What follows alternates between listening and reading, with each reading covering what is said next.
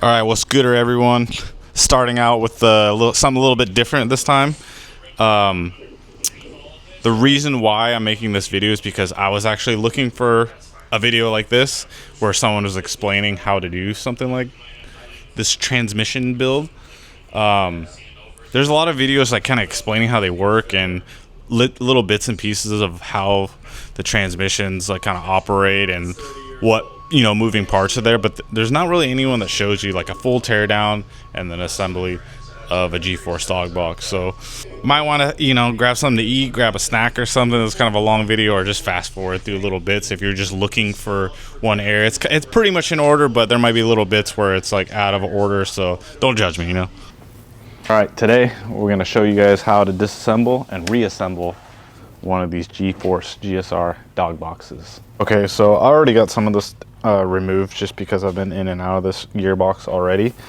But basically what you want to start doing is taking apart these bolts on the top. So they should have 12 points, so whoever refurbed this box along the way has put in these 6 points. I'm not going to say who it is, but we know it's a well-known person out there that's servicing these boxes. I don't know why he's not putting the 12-point bolts back on there, but these little 6-point nuts, I don't like them, but clearly somebody has replaced them. They should all look like these guys right here. They shouldn't be two different style nuts. Like, I don't like, got two different persons nuts on here. I don't like that. I don't like that. No diddy. So yeah, we're gonna start by removing all these nuts on the top here. Like I said, I've already removed a bunch of them. All of them got washers underneath them. You can either take them off now and fish them off, or you can just keep track of them. They're gonna kind of go all over when you pull the top lid off. The next thing you're gonna wanna do, when I got this gearbox, somebody had removed the shifter off the tail housing. You don't need to do that. All you need to do is take apart the linkage. I would recommend taking it apart here, but you could do it there, but then this piece is going to be flopping around. So I'm going to remove it here. And depending on who serviced the transmission last, or if you got a new one, it might not have the same hardware, or might not have washers on it. So sometimes you might need to wiggle the shifter around to get it loose. Okay, so what I like to do is any of the hardware that's coming off has got washers, especially if it's got lock washers, is put them all back on the bolt and then put it on there. And if this is your first time taking it apart, maybe it'd be a good idea to film yourself taking it apart. That way you can kind of keep track of how things came off and what orientation, because a lot of the parts can go 180 off. Some of it's like really obvious which way it goes, but some of it isn't. And then even just keeping track of hardware, if you're not a person that's good at remembering what went where, you can kind of either baggy stuff and label it, or just lay it out in an order that makes sense to you. A lot of the bolts on here are kind of the same, so it's really hard to mix them up. So now that we got that off, we can actually go ahead and lift this top section off, which is all your shift mechanism with your shift forks and stuff. So these are the shift forks. These can actually get wear from either resting your arm on the shifter or just being too aggressive with the shifter. These can actually kind of start to pry open. Then you want to inspect these for any kind of wear. Make sure that they don't got any deep scratches or scoring or just any kind of what would look like damage. All these parts in here you can see are safety wired. I didn't do this. It's not the best job, but it works. And this safety wire is actually to keep any of these parts from coming loose. So if you can imagine this bolt trying to go left, it's not going to be able to go left because it's going to then pull on this bolt. And then any of these pins in here, they're just looped together. That way they couldn't come loose and just fall into the transmission and just start demolishing all the gears and all the internal parts, right? That'd be the last thing you'd want to happen. So we're gonna go ahead and set that aside. And one thing I do want to point out, if you're either assembling or taking apart, these two bolts right here, there's recess cut into the tail shaft. You can't install this first and then put the tail shaft on there. It needs to go in this order, or when you're putting it back together, in reverse of this order. Okay, so next step is removing the tail shaft section, and same thing, it's got all the same bolts and they got washers on. So like I said, I've already had this off, so I got half the bolts already removed, or the nuts. So you're going to want to be careful when you're pulling this off, because there are parts that are going to want to fall off. So you can kind of give it a little wiggle and just kind of, if you can, keep it tipped back, try to keep stuff from falling off. Now inside of here, this is going to be part of your reverse gear. So there's the needle bearing and a little washer. There's another one that goes on the other side of this, and it's probably stuck, yeah, right here.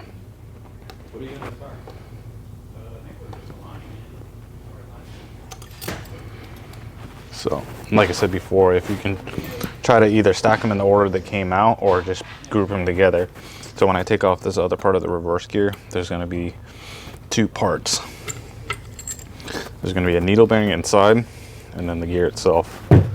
Put that there, and then this is going to have the identical bearings, needle bearing setup that was on the other side. So it's got three pieces here. So washer, needle bearing, and then another flat washer. And then this just stays on here, this little shaft. And you can kind of set this to the side with the shifter, everything on it. Yeah, cut.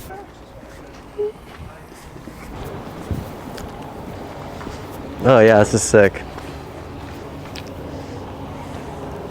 I bought Austin's, what is it?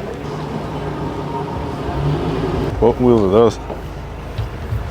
Man, GR. Have y'all back together? The band back together?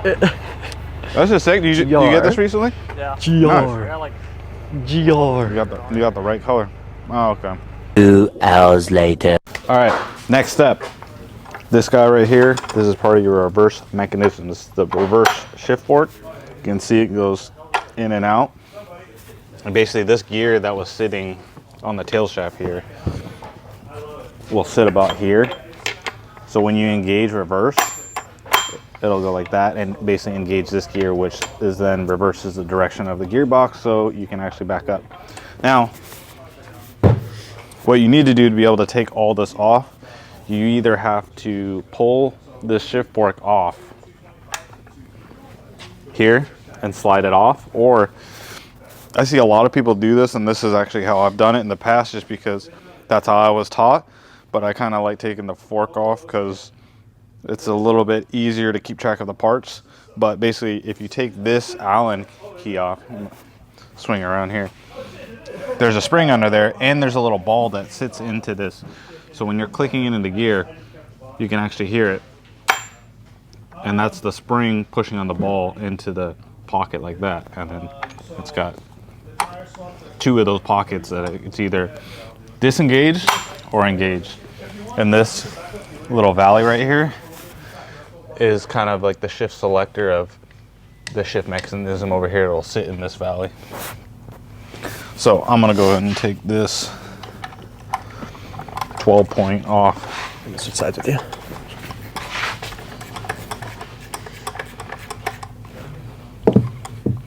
So see that? You just loosen that, the whole thing will just slide off, and you can kind of keep it all together. But if you take this out, the spring you got to kind of fish it out. The same with the ball, or then kind of push this and over extend this lever to get the ball to fall out. And it'll come out if you just leave it all there. So the next step is to pull off this backing plate. It's got 3 of these same size nuts that were on the top section here and on the rear part of the tail housing. Now this is the most interesting part to me. There can be, on the older boxes, there can be 2 bolts here. This one had them in it. They're not necessary. from what I was told from a gentleman at G-Force, is these were implemented on some of the series of NASCAR to basically, I think, help kind of keep some of the moving parts from, if something failed, keep it from exploding and stuff flying out. But it's not necessary to bolt them in there. If your gearbox, if you take it apart and it doesn't have those anywhere for those bolts to go in, don't be concerned. So now that these 3 nuts are off the back of here, this whole assembly will slide out as one. There's the washers that were on the nuts.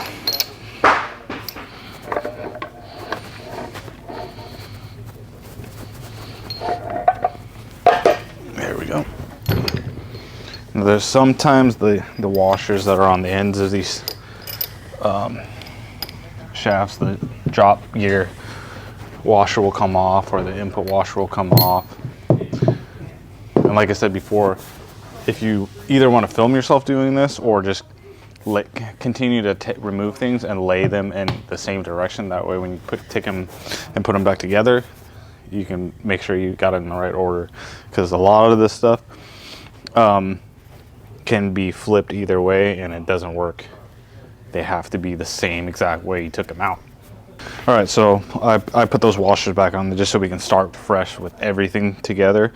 That way you can lay out all your parts in the order that I'm doing it. So what I like to do first is take off these washers on the end of the main shaft and the drop shaft down here.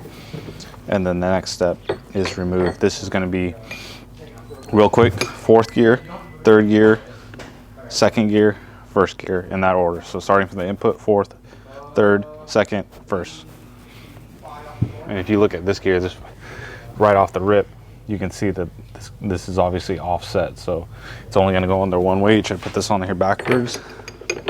It'll go on backwards, but you see how it's not lined up, and it's also not sitting flat back here either. There's a huge gap there. See that? But it's hitting this dog ring here. So flip it around. You can see the gap is gone. The gear is now centered with this gear on the input. So that's what I'm talking about, keeping things the right way. If you're taking it off and laying it down, do them all like that. Or if you're taking it off and laying it face down, make sure you do them all like that, right? So I like to lay the backs down like that. This is the input shaft. This is not connected to the main shaft. This is the main shaft right here. This actually just slides right off. There's a needle bearing, a shim. Now, this is something that I didn't know before, but there's also 3 total different size thickness of these shims, and you're basically gonna want to keep track of the one that's in there. But if you get a box and you notice the input's got a lot of end play in the shaft, you might want to switch to a thicker shim. Okay, so real quick on the input, this is going to be the only dog ring that's different than the others, that can't be mixed with any of the other ones, because it goes on the input and it's physically a different shape and fitment than the other ones that we're going to be pulling off there. Input also has a needle bearing inside the end that will sit on the end of the main shaft here. So like I said, either put it in there to keep track of it, or set it out in order of how it came off. Next up, dog ring. This is the center, and like I was saying before, these can be mix and match. What you're going to want to do is they make a few different variations. These are HD ones. They have ones that are like different heights, different height, depth. They have ones that are different material. They have ones that have different amount of actual dog teeth, or whatever you want to call these. This one has 8, and I think they have ones that have more or less. Okay, so put that down. this is going to be the hub on the main shaft for the center dog ring. And this is also what the shift selector controls. It's the center one right here. And it basically, so basically, I was going to show more of this when we get back together, but so the shift forks will actually control, okay, if you go this way, this is going to engage first. You can see that it's locked in the first. If it goes this way, that's going to be second, and it's going to lock in second. I'll go more over this when we put this back together. So this is center ring, the other end that's on third gear. If you don't have a ton of table space, you can actually put the dog ring on the gear, because there's going to be a couple of these that the dog ring sits on the gear.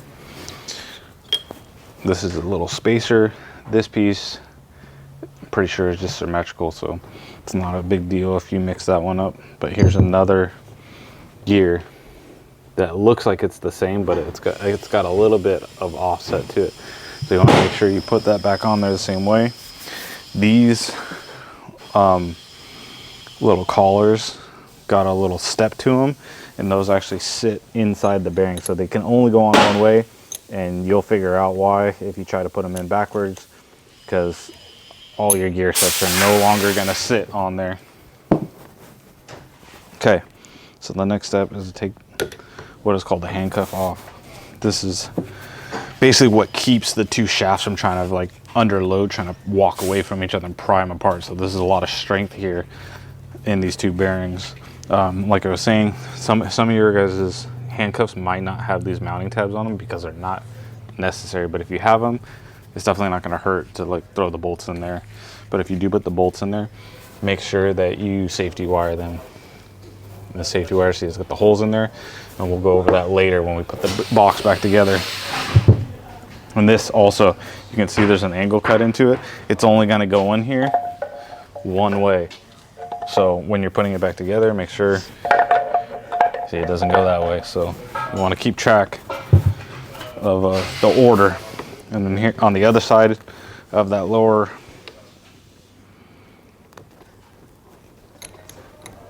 bearing is going to be, here, we'll show you real quick. See how this fits in here?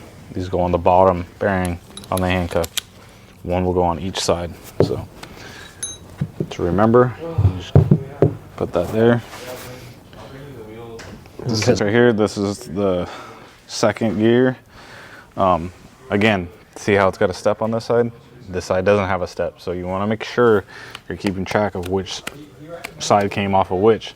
And the best way I would do it for someone that's doing this for the first time is just film yourself doing it. You can use your phone, whatever. And then you can be a little bit less careful when you're taking it apart, because you'll kind of see, or what you can do is like as you take it apart, you can be like hold it up in the camera, or take the camera and show like kind of step by step every time you pull it off. Like, look, here's a washer right here, right? You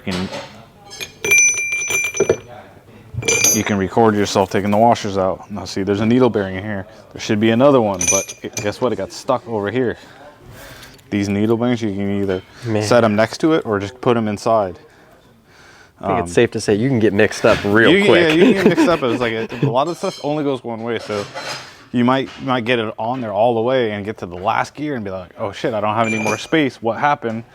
And it's like, oh, I put this on backwards. But this is another one. It's like pretty hard to put it on there wrong, because it's such a big difference side to side, and the dog ring sits on this side, it won't sit on this side. So, and then if you look, they got little markings in here. This is for oil to come in and keep everything lubricated.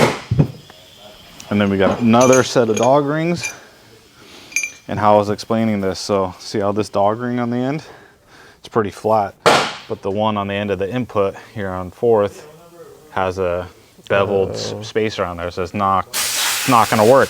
But the center ones, they're the same. So if you ever damage one and it's first and second, and you really need only first and second, you're in a bind, you can actually take the box apart, switch the two together, and you'll have first and second engagement back, and it'll stop popping out of first and second. But then guess what? It's going to pop out of, you know, third or fourth or whatever it was popping out. And they can be also flipped side to side. These can go 180 either way. So they can get mixed around, go these, you can't mess up. Yeah. So that's nice though, but that's a good thing to know. If you end up damaging, say this is fourth gear and it's kicking out of gear, but you really need to use fourth gear in the competition you're in, you can actually either flip it over and take the good side from third and use it on fourth, and it'll stop popping out of fourth, but it'll start popping out of third. Or you can steal it from your first and second gears, and as you're upshifting, you can just hold it in each gear and quickly row through the gears and go up the fourth and just leave it there, right? And you'll have third and fourth that it won't pop out in, but you know if you downshift in the second, it's probably going to kick either second out or it's going to kick first out. So yeah, don't matter which order, don't matter which way. Take that off, and then you can take your third gear faceplate and put that on there to kind of condense space on here. And then the first gear is probably the most annoying gear out of all of them, because they're attached, right? They're not gonna shake off. So what's holding these on are these little freaking snap rings. Now, some of you can know how frustrating these can be to get removed, because basically with the snap ring pliers on ones that are butting up against another flat surface, it's really hard to get good engagement with the snap rings and them not want to pop off. Now these ones, see how there's a space there? Easily will pop off. And I'll go ahead and demonstrate how to pop one of those off. All right, so these are your snap ring pliers. I like to use the 90-degree ones, but they have, dare I say, straight ones. A little crooked, but I like to be on the side of it in case it wants to go shooting across the shop. So I'll do an easier one first. You're gonna want to put your little tips in there. That's what she said. And try to get as much engagement you can. Now see how we're sticking through the other side? This is gonna help remove this one easily. Once you get to the end, you might want to put your hand over it in case it, when you release it, wants to go flying.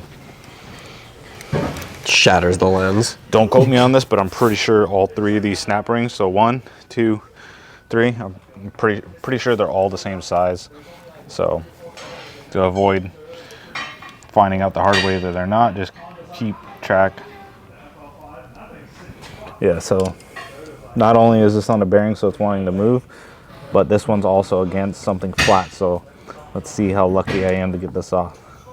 Okay, good. Oh, didn't follow my own rule. See that? That's how that's go flying. I don't want to demonstrate because I'm not playing a search and rescue for a snap ring. I got to get this back together. Actually, I'm going to leave this one on here because there's no need to take that off. But you can now see these two snap rings, which was only the one against the bearing was actually holding all this, but you needed to get the second one off to get the first one.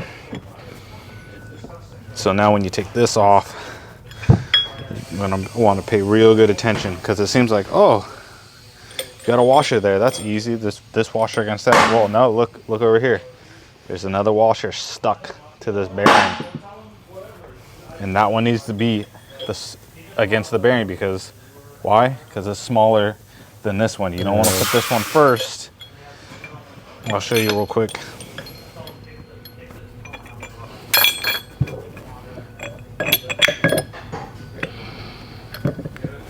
If you put this one first, see how it doesn't go past that point? Yeah. That's because it's meant to sit there, but there's meant to be another washer underneath it.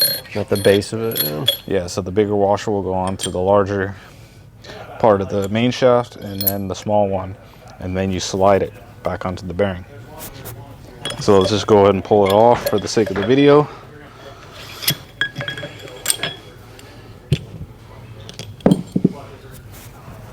Here's your needle bearings that go inside first gear.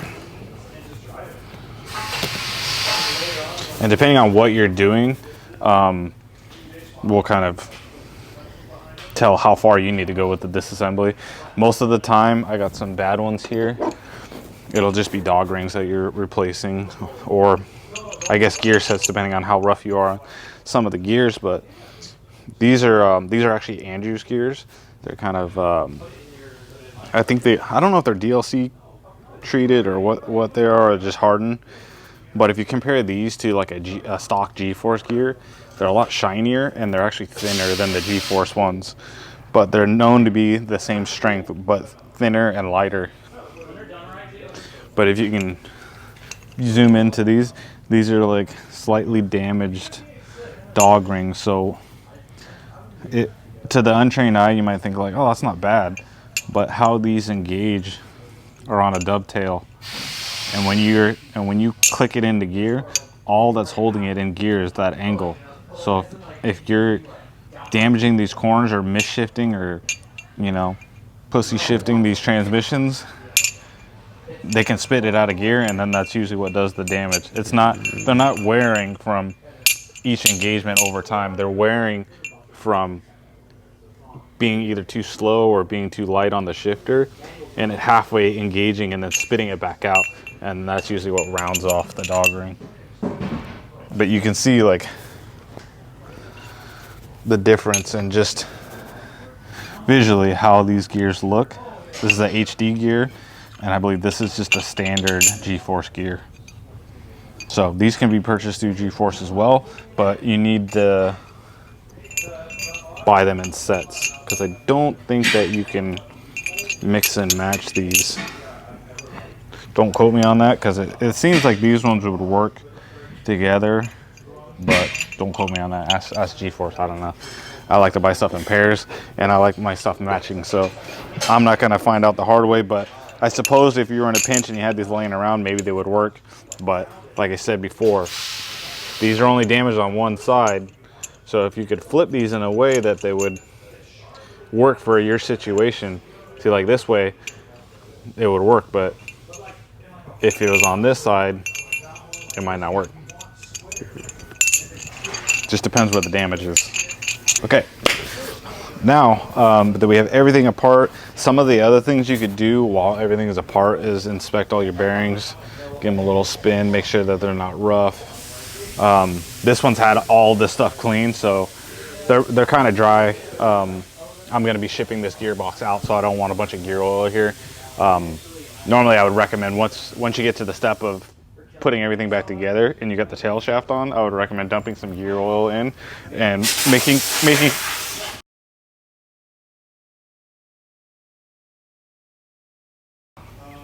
before you get everything back together, I would recommend dumping some gear oil in there and spinning everything over.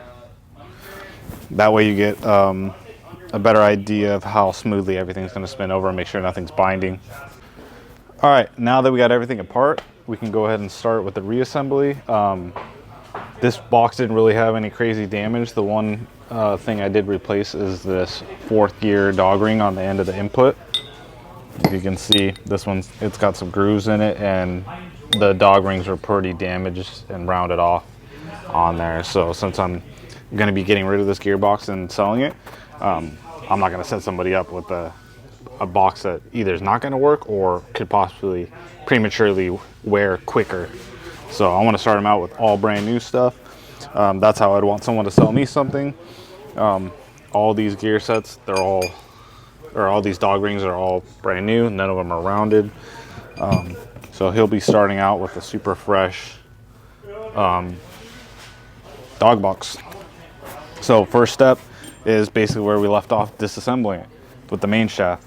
Okay, so I like to stand it up. I've seen some people make little tubes to set stuff in. This one you gotta be careful because this is a machine surface, so I wouldn't want to stick this in anything, but you could probably do this in. So for me, I just like doing it this way. So this is your first gear. It's got needle bearings, dog rings. This has got to be one whole assembly. And it'll just go on here like that. You can see you won't be able to get this dog ring on from this side, only the center dog ring. So it's got to go dog ring, gear, and your needle bearings inside. And then, like I mentioned earlier, make sure you start with your big washer first. Put that on there. Smaller washer, toss that on there, and you can either do it this way or flat on the table. Go ahead and slide your rear or mid plate, whatever the technical term is for this, slide that on there, and then keep tension on this because the shaft might want to slide off, because you're going to want to try to get your snap rings on there. Next step is putting on that first snap ring that goes against this bearing. So like I said before, try to put your hand over the end of this to keep the snap ring from flying off. And then once you get it on there, you can be a little bit laser. Oh, see, shaft slid down. So what we're going to want to do is, you see first gear fell off, the dog ring fell off first gear. So you want to get that on there and then slide everything down. You can either hold this together if you got help, have someone help you. So like I said, don't do what I just did. Keep pressure on this side of the main shaft, pushing against the mid plate, because you got two grooves in here that the snap ring's in to sit. So the first one needs to sit right up against this bearing. Second one goes there. You get the snap ring on there. Now, if you see this snap ring, you're going to want to check all your snap rings when you do this. See, this one I don't have on there all the way. But what you can do is just grab something and just push against it till you see it click in there. And you can kind of like rotate it on the groove. And now none of this will slide off. This is on there. Take your second snap ring, load it on there, get it on there nice and deep like. See that? Got a little poke through the end, just the tip of it. Boom. A little wiggle, wiggle, wiggle. Boom. Okay, so both snap rings on there. Spin this one, make sure. This one we didn't take off, but if you needed to take off this lower counter shaft, you can take this clip off, pull this lower section of the reverse gear mechanism off, and then this whole counter shaft will come off. Now you'll see on this counter shaft, the lower part of first gear is basically fixed. So if you want to change the ratio on first gear, you can only change the top, and you basically need to call them up, tell them you're trying to go up or down with the rate ratio, and they'll basically either sell you both the, if you look on there, I don't know if you can zoom in there, they have basically the ratios, so 32, 16, so 16 on here, 32 on here. So I believe to change first gear, you got to buy both a new counter shaft and the gear. So it's not easy at just changing the top gear, but could be wrong, I don't know. I've never changed gear ratios in the boxes. I've always just refreshed them, but I know changing second, third, and fourth are a lot easier. You can also change the overall ratio of the box by changing your drop gear on fourth, and by doing that will actually change the total ratio, because you're basically changing the speed that this lower shaft is moving. So it'll across the board change all the ratios, other than probably first, because you can't change just this lower gear because it's part of the actual counter shaft. Okay, so now that we have that, we can start with the center dog ring that actually engages first, and then this one is second gear. You can either start with this one, or you can start with the lower half of second gear. And like I said, so hopefully I set this down on the table right, because guess what? This one's got a little ridge on it, and this side does not. So let's just roll the dice, and we'll be able to tell right away, and I'll show you 50-50 if it's wrong. Okay, so we got dog ring on second, needle bearings. We got to mesh up. Oh, see that right there? You do have to put the top gear on first, because guess what? The dog ring can't go past the drop gear part of second. So take that back off and put this top gear on the main shaft first. So here's your first gear, second gear. As I slide the middle faceplate off. Okay, so like I said, there's the ridge. This will go on there now that we have the top gear on. Slide right past it. Now, you see how this is misaligned right here? So push against this, push against this. See how it's misaligned? Ever so slightly overhanging. What do you think that is? That ring. Look at that, okay. Justin's learning something, guys. Look at that, look at that. See that? Now it's way more flush. And it is normal for the gears to be able to walk around a little bit. They're not like synchro transmissions where everything's like pressed to fit and like you don't want anything moving and nothing will move because everything's pressed on there together and it won't allow for anything to move. Versus these, the tolerances are a lot looser. It's perfectly normal, especially on a straight cut geared transmission, that everything has a little bit of play.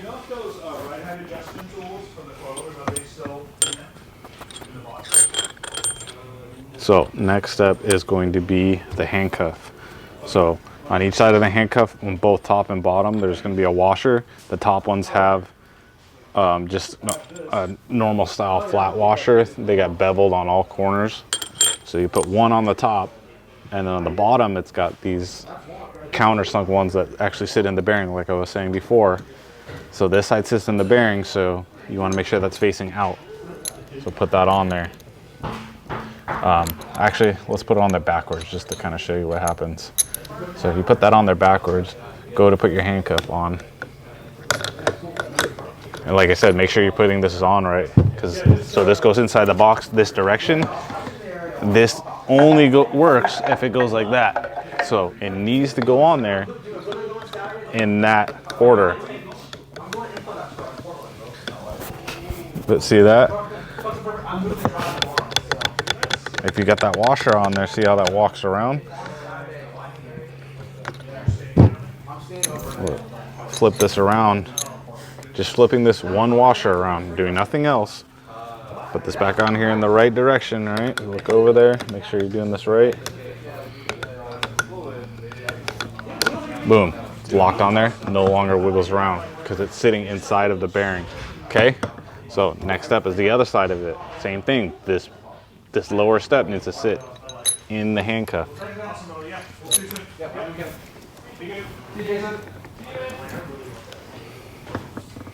Okay, now you can get a better idea on this side, like how that sits in there. I'm gonna pull that back off. So see that? That step, you can watch it slide into there.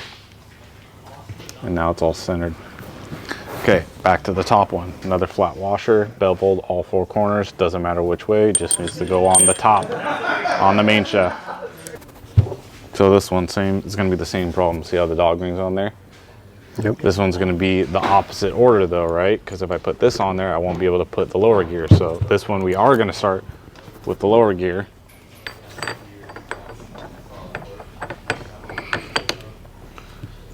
And then the top gear. Because now it'll go on. Because otherwise, this gear wouldn't have went past that one.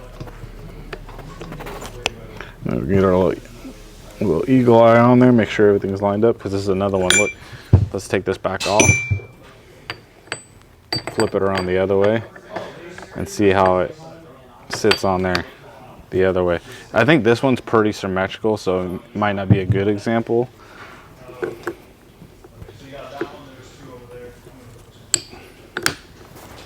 But no, you can see it's like a little bit offset. Yeah. So. It's hard to tell though, because a lot of this stuff can move. You see how there's a gap right here? This bearing is like able to slowly kind of slide out of there, and see like I can press on it. Hey, can you give me number 19? That's how they go. That's how you order it. They're by numbered. 19. I put my order in. Granted, it's about what time is it?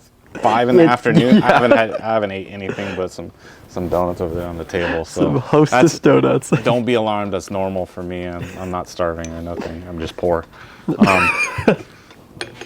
Anyways, so this hub right here for the center dog ring is removable. The one on the first and second is actually part of the main shaft. This one on the third and fourth dog ring actually comes off. So this is another item that can only go on one way. Oh yeah. I can't really say. I guess you could put it on the way, but it's not gonna work. It'll go on the other way, but it won't work. So this part that's got the little recess cut into it, that needs to face outwards. So put that on there, and you'll see in a minute why it needs to face that way. And then we'll put on our third and fourth gear center dog ring. We'll move on to the lower counter shaft. It's gonna need the spacer on there.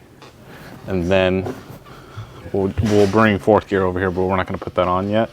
Let's go back up to the main shaft. So remember how I was telling you, have that recessed part face towards you, because this needle bearing goes in here, and then this washer will go on there. I kind of keep the whole assembly tilted, otherwise if you set it, everything starts falling out. Yeah. So this part starts becoming a handful because everything is all slip fit, so everything can easily just slip off. So use gravity and the power of the flat earth to keep everything from falling off. So we'll bring our input over here, our needle bearing that goes inside the input, inside there. I believe this is the same thing. Like, so you got to put the input on first. Otherwise, if you put the lower gear on first, and this is probably the worst one out of all of them. Look, see how offset that is versus this side. Oh yeah. Yeah. So if you try to put it on, I can hold the side for you if you want. Try to put it on first. Guess what? You can't get this on, so you need to take it back off. Put the input on there. Make sure the needle bearing's in there. That one helps hold it on there, and two, a lot of bad things will happen without it. So this will go. The lower part of the fourth gear will go on there like that. See that? But it's like I've got it flipped around. You know why? There's a gap there. It's hitting this dog ring.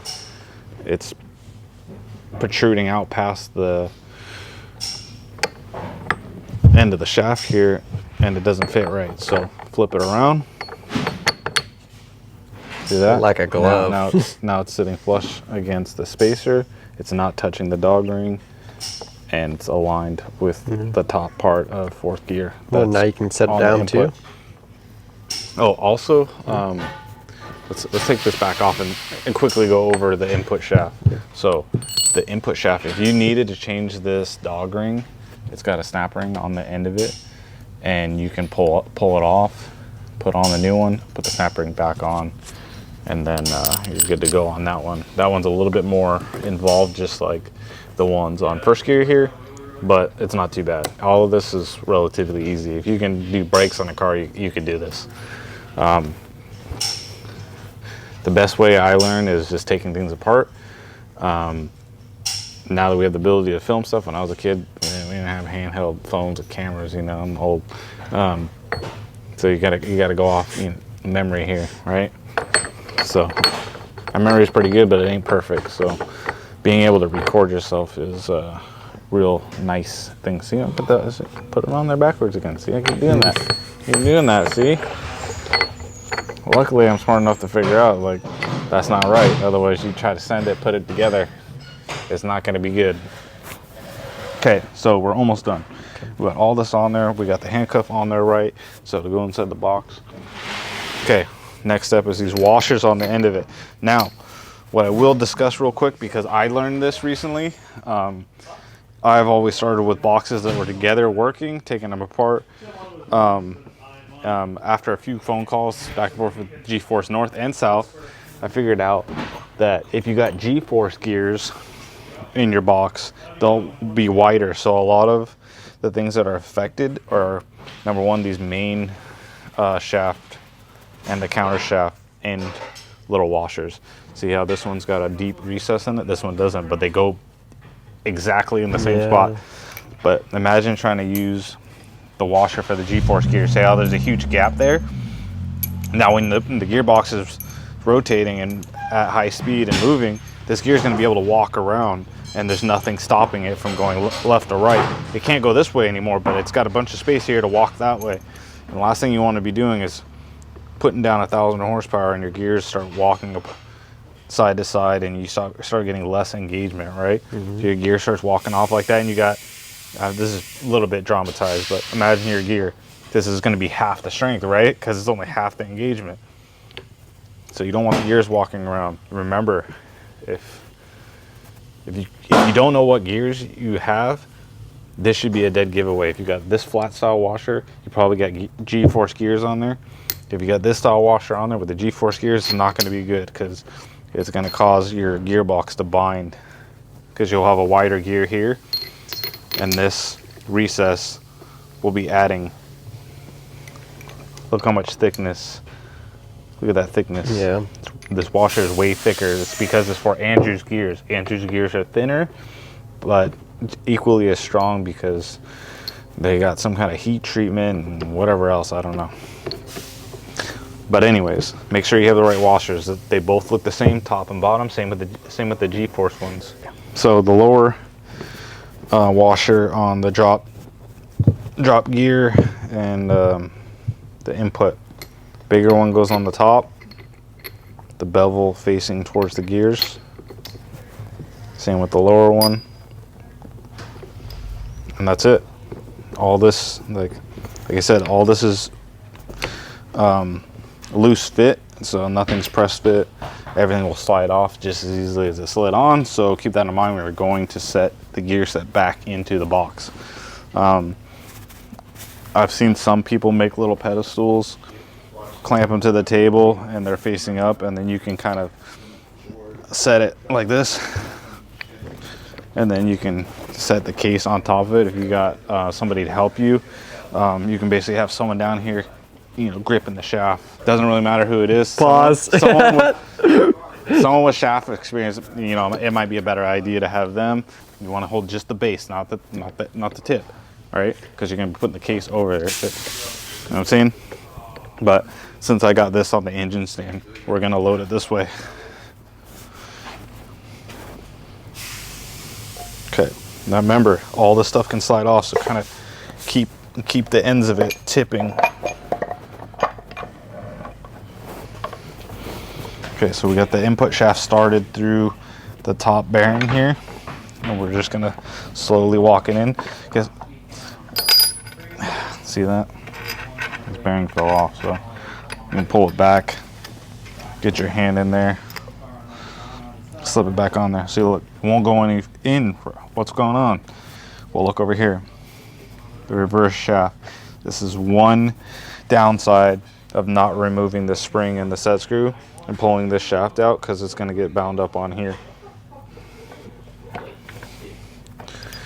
But there you go. So the end of this mid plate or end plate needs to sit flush with the case here. I've had some experience with end plate issues with these boxes, and basically the end plate is like the side to side plate. So once you bolt this down, there should a lot of this stuff should be free floating. Like, see how there's play. Now this isn't bolted down, but even just putting pressure on this, see how this is free floating? There shouldn't be pressure from bolting this end plate on. Now if you got pressure and you don't have, if you look over here in these little inspection plates, I've never actually had to remove these, but I did it just for the video's sakes. But see how there's a little gap in there? When you bolt this down, there should be a gap, at least something. You should be able to wiggle these around. Another thing you can do is prying between the hub for the 4th gear selector ring, and make sure that there's some play in there, because if it's tight and you spin this and it seems like you can't spin it with basically your one fingernail, there's something going on. You got some tension. You might either need to change the shim that I was telling you on the end of the input shaft that's against that needle bearing I was showing you. They make 3 different thicknesses, and you can make it tighter or looser.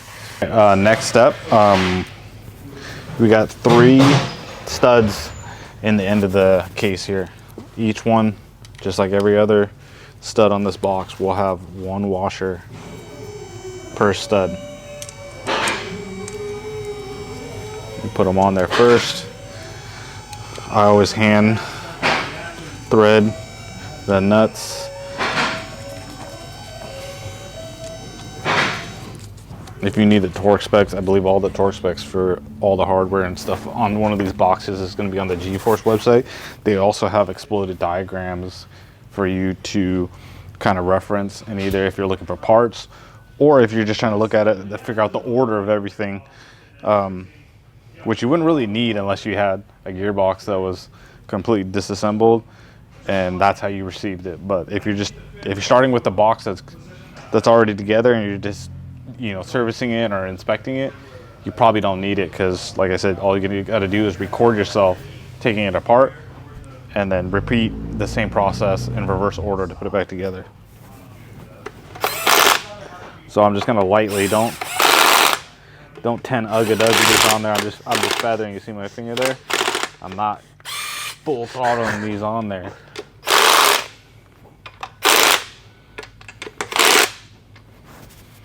And then if you want to reference the G-Force, get your torque wrench out, torque all that. You can do that now.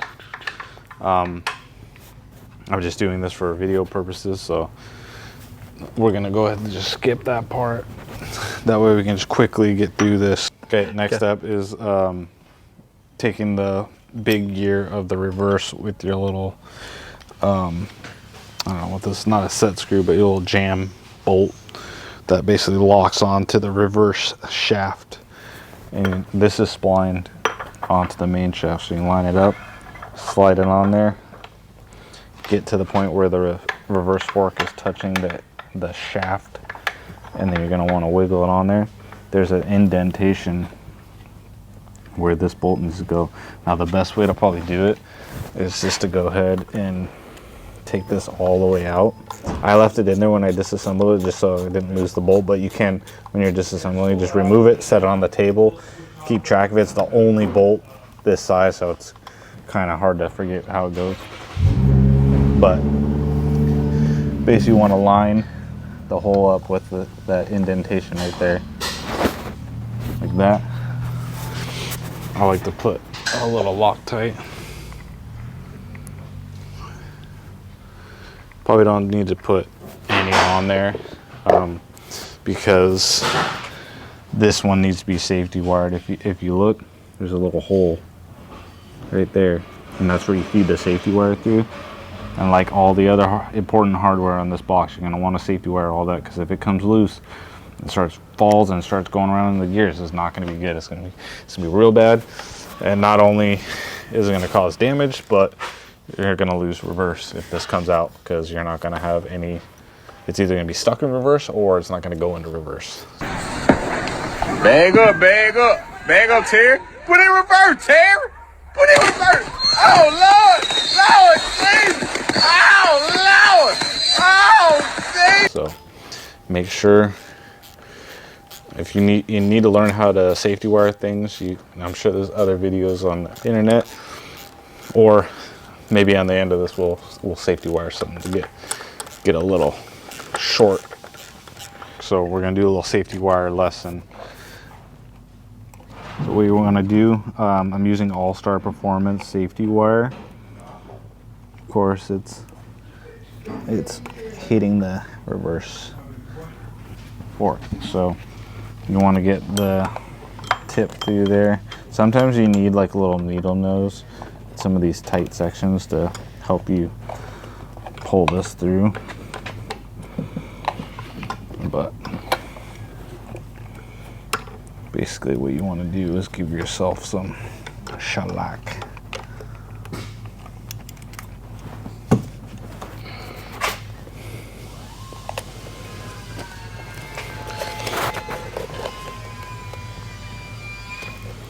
It's kind of a pain to pull. This is probably the worst Angle. worst one to safety wire on this whole box. So give yourself, you can get more than enough space. Yeah,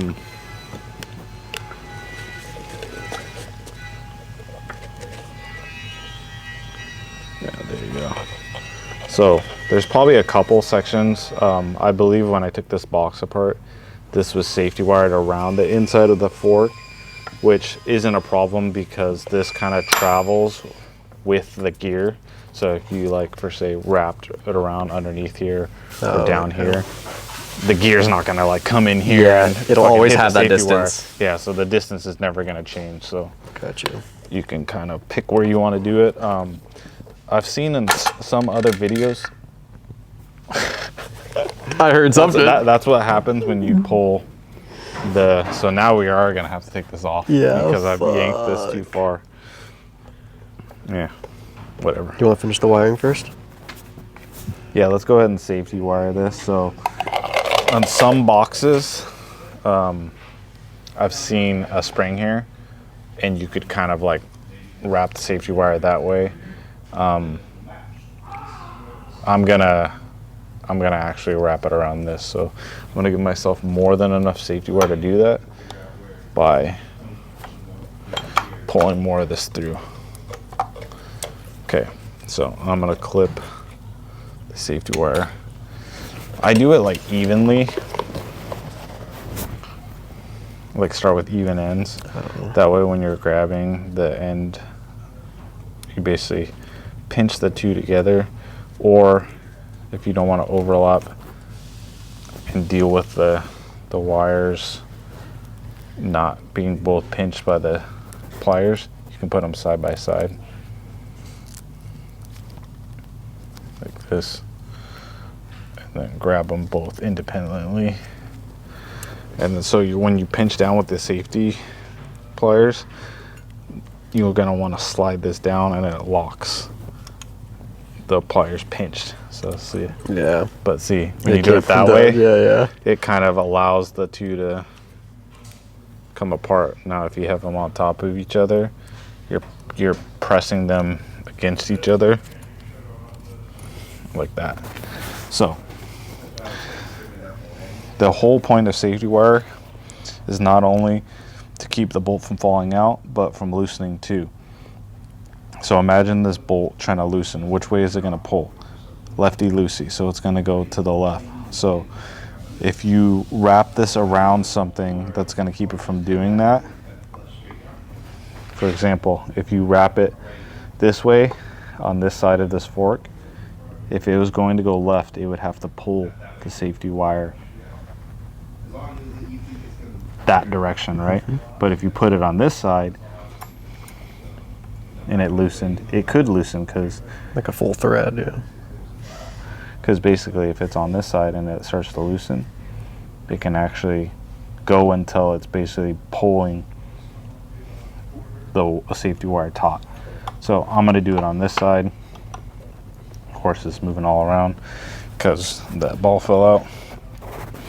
But so how the safety pliers work, it's got this little knob on the end, and you just pull it once, and then as you let go, you just keep going. Now you can overdo it and basically do too many revolutions. I don't know if I want to show you that right now what happens, but this one right here, I don't know when it broke, but it wasn't me, but this is actually snapped. And that's what can happen if you do too many turns. I don't think that's what's happened here. Like I think too maybe much tension. something pressed on there. But I didn't do any of this safety wire, so don't judge me for any of this. But this is somebody else's work. This is not exactly how I do it, but it worked until it didn't. This is a lot better example of how safety wire normally works, is two bolts together. These single independent ones are basically what you have to do in a situation where you don't have another bolt where you can loop the two together. I guess you could try to wrap it around this, but that's not generally how you do that. Okay. We got the safety wire kind of evenly wrapped, pretty tight. Any more than this, it might actually snap it. You can see there's a pretty large gap right there. You could get the pliers down here and you could actually get that a little bit tighter, but I'm not going to do that because I'm going to wrap this on this side of the shift fork, and then I'm going to wrap it around this way.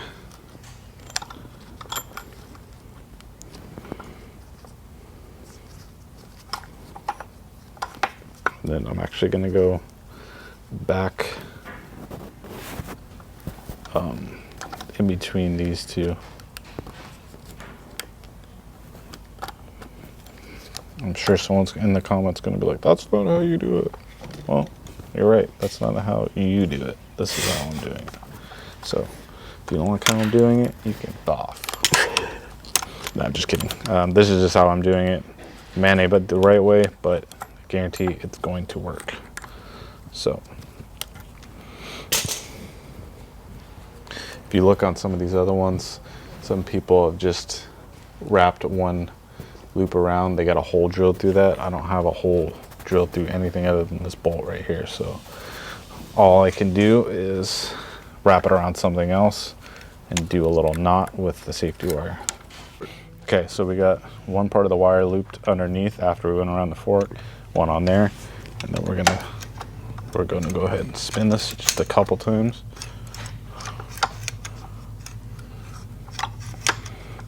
And that's probably good. If you go any more, I might snap.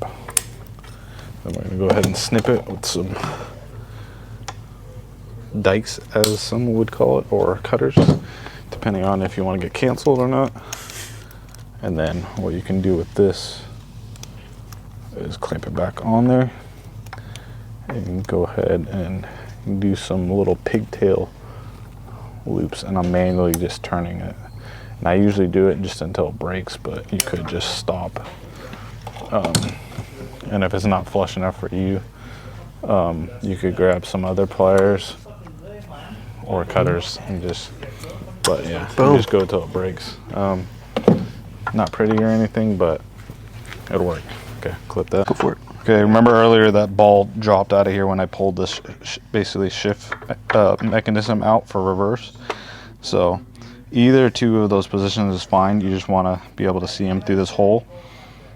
And then the ball, this is the ball that fell. Got it out. See how it doesn't go in there? The bad part about this is it only can go in through the bottom up. So what you can do, and it'll only go in one side, I believe. So if you drop it and you don't want to take it all apart, you can just put it through there. But the worst part is you need to hold it up. So I'm going to use this small magnet.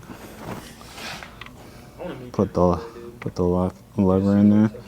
I'm going to go to the furthest one in, that way don't accidentally pull too far. Pull the magnet out, the ball's stuck in there, can't come up. Put the spring in there. And then take your little set screw, put that in there. Hey, over there. And basically Oh, I hear him. I hear him.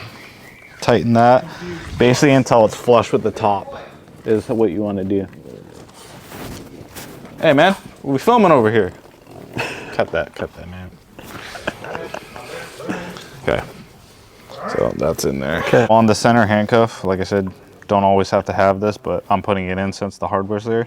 This one you could safety wire two ways because there's a hole drilled there and a hole drilled there. You could do it independently or you could do it together. I'm doing it together just to kind of show you guys. These bolts weren't drilled through all the way, so this is not the exact right way to do it, but as long as they're linked together, it'll work. And then here's the end of it. I'm just gonna wrap it up to a little pigtail to keep the sharp edge from poking anyone that serves this box next. But so if this one wanted to turn left, it would have to pull on it. If this one wanted to turn left, it would have to pull on it. Class on how to do that. Okay, so there's reverse. Go ahead and test out, make sure the detent, make sure everything slides. Okay, so that's not in reverse. That's gonna be engaged in reverse. So make sure when you're putting everything together, you're not engaged in any gears. So keep the reverse popped out like that. So you get a fingers gap there. All these dog rings are gonna wanna slide. So as whatever, if this is at an angle, it's probably gonna wanna slide down. Just try to keep them in the center from engaging in any gears. This is not a huge problem right now, but when you put that top section on there, you're gonna wanna have them centered because those are gonna be fixed gaps. And they're only gonna go on this way. So if you got one or both engaged in gears, you're not gonna be able to line that up when you put the top plate on. So we won't worry too much about it right now because the next step is gonna be putting the tail shaft on. And as we took it off, I explained, we got 2 identical sets of these needle bearings, which are 3 pieces: washer, needle bearing, washer. Same with this one. You can mix them up, it's fine, they're all the same, but they need to be in that order. Needle bearing in the middle. I'm gonna put one side on here, reverse gear. This beveled edge needs to face down like that. And see how this is, what do you think we're missing here? Needle bearing. It's kind of easy, there's not really anything else, but you know, if you don't know or you're not paying attention, you could easily forget that. There's your other stack of bearing assembly, washer, needle bearing, washer. On there, you can go on this way, you can go on that way. Just as long as it's in that order. Don't be doing some weird shit where you're double stacking these, or you know, I don't know why you do that, but I don't know. Somebody's gonna do it. There's somebody in this shop that would probably do that. Huh? Hey man, don't be talking like, hey. I didn't point, but I mean, he's got the camera, so that's why I'm doing this, not him. I'm doing this right here. Hey, there was the guy. There's the guy. I used that earlier, but where was he at? Yep. Hey, we're gonna plug that. Where was he at though? He was probably doing that to somebody else. If you got somebody to help you, you can basically have someone down here gripping the shaft. Doesn't really matter who it is. Okay, so again, all this stuff is gonna fall if it's facing downwards. No pressure. Right? Yeah. Keep your hips lean back. You know what I'm saying? Let's get on here. Keep it lean. Keep it lean. Now this reverse shaft has a little pocket that I can't see, but you can keep that on there. Keep it tipped back. Keep it tipped back. So if you look at that washer, it's trying to come off the reverse. See right there? It's all sliding. Put a hand on that, kind of. Don't squish your fingers, but you might have to walk this reverse shaft around to get that on there. See how that reverse gear is trying to fall. Now I've got something binding up here, and it's probably just the angle of the dangle of the tail shaft. So once you get it close, everything's on there. You can go ahead and just kind of shimmy it into place. Shimmy it on there. What I will say, whoever did this, they had some silicone on there. It shouldn't be needed because these are little O-ring seals. And as you bolt everything together, it should seal on those O-rings. If I am kind of like that, like I'm a little OCD. I'll sometimes put Teflon tape on stuff that doesn't need it. I like to use the paste stuff.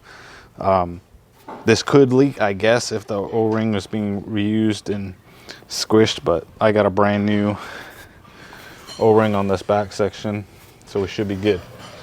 But if you're having an issue with it leaking, you could put RTV on there, but you're gonna want to let it set at least 24 hours because gear oil on anything. As soon as you touch it with your fingers and you go to put RTV on, it's not going to stick. So everything needs to be brake clean. Clean that off. Put your RTV on there. Don't touch any of the surfaces that are going to be touching the RTV. Like, don't do that, because it's not going to stick. Ask me how I know. Okay. Tail shaft. All the washers need to go on first. And make sure you don't forget any of them, because you could end up bottoming out the nut. I've never done it, so I don't know if it would, but the washers need to be on all of those, just like the top section that goes on there.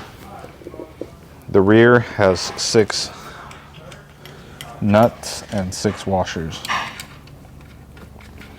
If you got a nicer box than the person that serviced this, you probably have 12-point hardware, which I wish this box had, but it doesn't. I'm just putting the same hardware that was on there back on.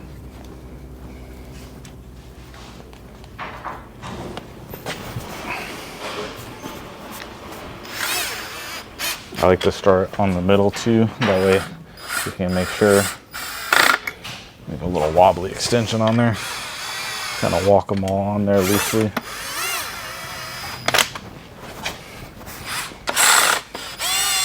This might be one of those points too. You look over the table, like, oh shit, why I got these extra parts? So that was an example of a G-Force. So like, what was that for? Probably confusing some of you, but that washer is for a gear set that is made by G-Force. These are Andrews, so that washer cannot be used.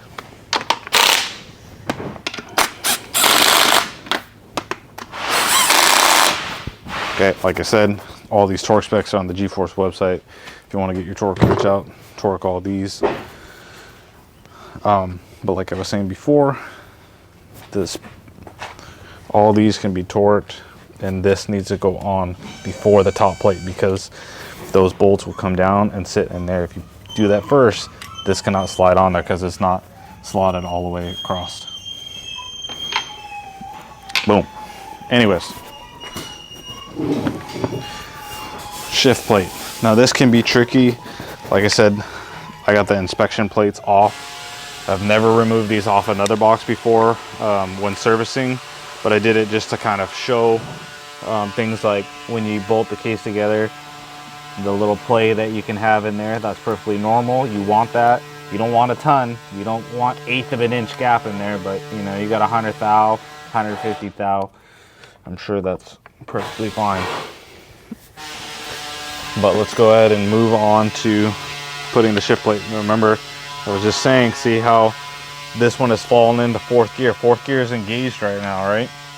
When you turn this, if you go on the other side and look at the end of the transmission, the tail shaft, see how it's spinning? Yep. Yeah, you don't want it engaged in a gear. Now, when you're in neutral, don't be alarmed if that part is spinning, because there's enough tension in the box that will spin. But if you're in neutral and reverse is not engaged, although it is spinning right there, watch, I can grab it and stop it, and I'm still spinning it on the input over here. See, the gearbox is still turning. So it's just from a little bit of tension inside the box that's allowing that to spin. But when your rear wheels are on the ground, drive shaft, everything's connected and linked to the gearbox, it will not allow the output to spin. Now, as soon as we grab a gear, if you want to look in the top, we'll go through the gears. Okay, see how it won't go into gear? Let me spin it. If we're butting up against the tall points of the dog rings, it's not going to go into gear.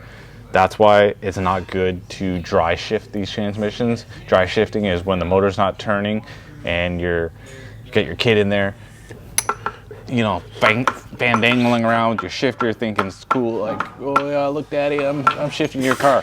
Don't let him in this car. That's not good. Basically what you can end up doing, if this is all bolted together and these two dog rings are butted up against each other and you're putting pressure on this, it's gonna bend these shift forks. I'm telling you right now, don't do that. Only shift these transmissions when the motor is spinning. And what I mean by the motor spinning is you got the clutch, everything on here. You start your car up, it can be in neutral. You don't need to be pushing in the clutch or anything, but the motor needs to be spinning the input, even if it's in neutral. See? This is what's going on when the car, boom, you just hit the starter, motor's running, this is spinning. We're in neutral, drive shaft, everything's on the ground, or not on the ground, you're jacked up on jack stands, whatever. But it needs to be spinning. That way when you go to grab a gear, this is obviously off the trans, but I'm gonna simulate with my fingers engaging a gear. Okay, so if so right now we're butted up against each other. I'm not allowed to go into the gear. This is your hand, your kid, shifting this, trying to ram this into gear. But guess what? If the motor is running, this is gonna be spinning, and boom, it's gonna lock into gear. That can't happen if you shut off your car and it stops perfectly right here. It's only gonna be on third gear. You can't go into third. We could, can't go into fourth either. Look, they're lined up in a way it's not going. You're not gonna be able to go in third or fourth, but you could go into first, but you can't go into second. So that's what I'm saying. You wanna make sure the motor's running. You can, if it's spinning, if the motor's spinning the input, you can go into fourth, you can go into third, you can go to, make sure you're not double engaging gears. Make sure this, the problem right now is we're at an incline, so it's wanting to slide into gear, but you're able to go second, first, neutral, and then same thing. Third, fourth. See how as it's spinning, it'll grab it. But if you're butted up against each other and the motor's not spinning, it's not gonna go anywhere. But as soon as you spin the motor, it goes in. Yeah. Same over here. So now that I've explained that, let's go ahead and get this shift mechanism on there. First, what you're gonna wanna do is if you don't wanna unbolt the shifter off the tail shaft, you're gonna wanna line this shaft up, because it's a pain in the ass to try to get this on afterwards. But you might be fighting other demons trying to line up too many things at once. So if you want to make it easier on yourself and not fight this later, you could just unbolt these 4 bolts. They will be safety wired, so that's why a lot of people don't want to remove that. But first step would be slipping the tip on there. If you want to give yourself more engagement, you could put it in one of the back gears. It'll have more engagement, so you won't have to worry in the back of your head as you're lining up your shift forks. So there's 3 things that you're gonna want to make sure before trying to align this. Is 1, making sure the dog rings are sitting in the middle. And then this is the reverse valley for the selector to sit in. So now what you're roughly going to want to do is try to just focus on lining up the 2 center dog rings, which can be a pain on its own. So you can line up one, and then maybe with your fingers or like some tweezers or screwdriver or something, try to line up the grooves. So from my point of view, I'm lined up on the far side, but I must not be lined up on the side near me, which I can't see. So what I'm gonna do, let's go over here. Yeah, see, I have my selector for it was hitting the reverse shaft. So let's try holding it in this position. It's hard to do it from certain positions, especially with low light. So okay, it seems like I'm lined up. Right now what you can do is keep your fingers here to keep it from falling all the way on. And why you want to do that is because, 1, you want to get a visual inspection to make sure. I've never done it this way, but now that I'm doing it right now, I would say at least remove this inspection plate off. This one you could probably leave on there because that's just to see 4th gear and partially some of 3rd. But if you're looking in here, you can kind of see that you're on the faceplate there. You could look in from the end over here. You could look in from the side over here and see that you're in your slots. And what I mean by in is the middle of the dog ring on those slots of the shift force. You can kind of see back there. It's a good example. There's your slot. The center dog ring is in between on that side and vice versa from the other side. Now, once you get those two dog rings lined up, the next thing you're going to want to do is reverse. Now, you might want to walk around to this side. So this is the reverse gear selector. When you go into reverse, this little ball here will drop into there, but it can't go in there unless you've got the lower section lined up. I see that slot down there. I showed you when the top plate was off for the shift mechanism that this thing rocks back and forth. Yeah. Now you need to make sure that it falls in between that little slot down there. So you can kind of use something to line it up and then push down on the shift plate. Boom. Make sure it's in there. You can look through this inspection plate. Now you can maybe, I don't know if the camera will pick it up, but you can kind of see that you're lined up on your dog rings there, over there, and it's hard to see past the tops of these sections, but you might be able to see or shove a camera down in there if you're super paranoid to make sure that you're fully engaged on the dog rings with the shift forks. All right, so hopefully you guys, you know, took some little bits of information. Even if you're never going to use one of these, maybe I learned you on something. If not, you know, say down in the comments what I messed up. Yeah, because I hadn't done this in a while. That's why I was looking for a video. So, you know, players mess up. But let's talk a little bit about why we're not using that transmission. I got one of these in my RC. I really like how the Samsonov shifts. I think they're super cool, and I basically want to put them in everything, and I don't have any reason to use a G-Force. I will say maybe if I was doing competition style stuff, I would use a G-Force just because I could probably break one down and repair one quicker than I could with this. But I've heard a lot of people having issues with both transmissions.